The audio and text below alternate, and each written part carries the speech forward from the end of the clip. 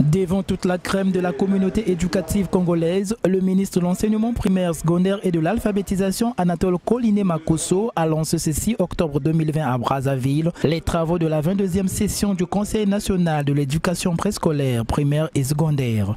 Après qu'il ait reconnu le travail tout à fait incroyable de son personnel et de tous les agents impliqués dans les activités pédagogiques pour n'avoir mené aucun effort afin de relever les défis liés à l'école, le ministre a tout de même épinglé quelques aspects qui minent le système éducatif en République du Congo.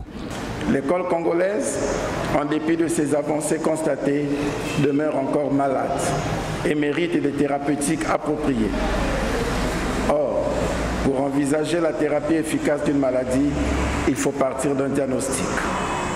En réalité, l'école congolaise fait face à de nombreux défis, de nombreux problèmes qu'il importe de relever. Les défis à relever paraissent colossaux. C'est pourquoi ces acteurs du système éducatif ont la lourde responsabilité de chercher les voies et moyens de sortie. L'année scolaire 2019-2020, qui aura été fortement marquée par la pandémie à Covid-19, nécessite aujourd'hui de résoudre de nombreux problèmes qui ont impacté gravement l'école en période de crise.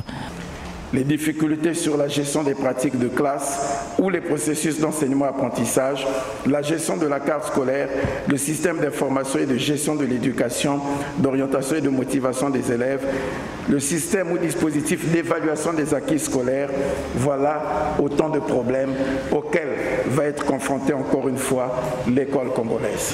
L'éducation en classe demeure donc nécessaire, mais doit être mise en perspective et adaptée à la situation actuelle, souligne Anatole Koliné avant de se projeter sur la prochaine année scolaire en donnant ici quelques orientations.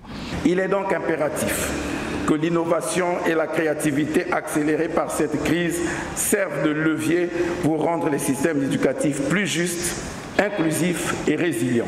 Nous sommes donc, vous et nous, invités à tirer les leçons à mi-parcours de l'expérience de la continuité pédagogique amorcée depuis la période de confinement que nous venons de vivre.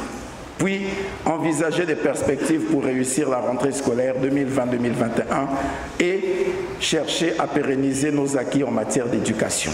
C'est sous le thème « Les défis de l'école congolaise en période de crise sanitaire » que se tient cette 22e session. 3 jours durant, les participants qui seront repartis en atelier vont plancher sur 5 sous-thèmes tels que les problèmes d'alphabétisation et de rescolarisation en période de crise sanitaire, les enjeux et perspectives du partenariat public-privé, la gestion de la continuité pédagogique en période de crise sanitaire.